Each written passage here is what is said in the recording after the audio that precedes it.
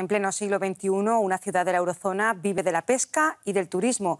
Como hemos escuchado en este reportaje, muchos griegos han dejado de creer en sus políticos e incluso en las promesas de su actual primer ministro, Alexis Tsipras. Gemma Casadevall es experta en política y en economía. Gemma, bienvenida. ¿Por qué no ha conseguido Grecia hacer las reformas estructurales necesarias en su país?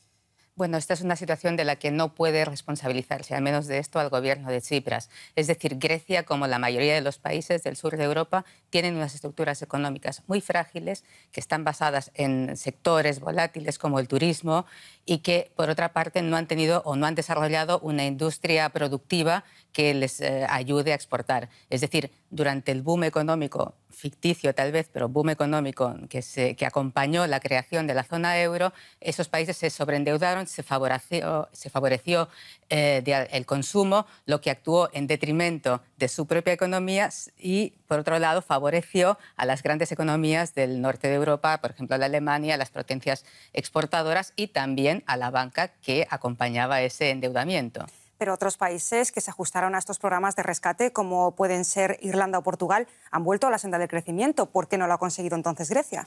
Esos países no tenían una posición de arranque tan desastrosa como Grecia. Es decir, España efectivamente tiene esa economía típica de los países del sur, pero sí tiene una cierta estabilidad económica e industrial, un cierto tejido industrial. No tenían una posición de arranque como con un endeudamiento del más del 120% del PIB que tenía Grecia, etcétera, etcétera. Es decir, digamos que Grecia era la versión más radical de lo que no debe hacerse en una economía.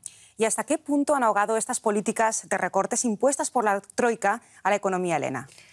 Han ahogado sobre todo lo que son las economías privadas. Es decir, ahora cuando hablamos de por qué el gobierno de Tsipras no acepta nuevos recortes en las pensiones, tenemos que pensar que desde que empezó el programa de rescate de los últimos 5 años, las pensiones han bajado un 30%.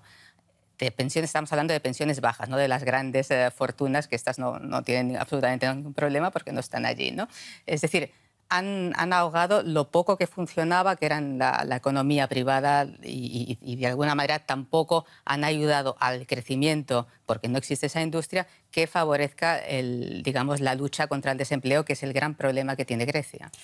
Y del total de la deuda de Grecia, el total de la deuda que tiene Grecia con los acreedores internacionales, tan solo un 10% es al Fondo Monetario Internacional. ¿Por qué entonces ha jugado un papel tan importante en las negociaciones este fondo? Bueno, esta fue una imposición de las grandes economías de la zona euro. Es decir, querían que dentro de la troika, dentro de esos acreedores, que ahora ya no se llama troika, pero siguen estando allí, existiera un elemento supervisor fuerte, que fuera externo, y ese es el Fondo Monetario Internacional, con esa buena fama que tiene para algunos en cuanto a intervención directa sobre lo que está pasando en ese país y con esa mala reputación que tiene, ganada a pulso, en otros países en cuanto a lo que supone esa intervención dentro de la economía de por sí muy castigada en un país como Grecia. Es decir, la palabra Fondo Monetario Internacional unida a corralito desata los peores fantasmas, no solo en Grecia o la eurozona, sino en el conjunto de los países que han vivido esas situaciones. Como Argentina, por ejemplo. Como Argentina.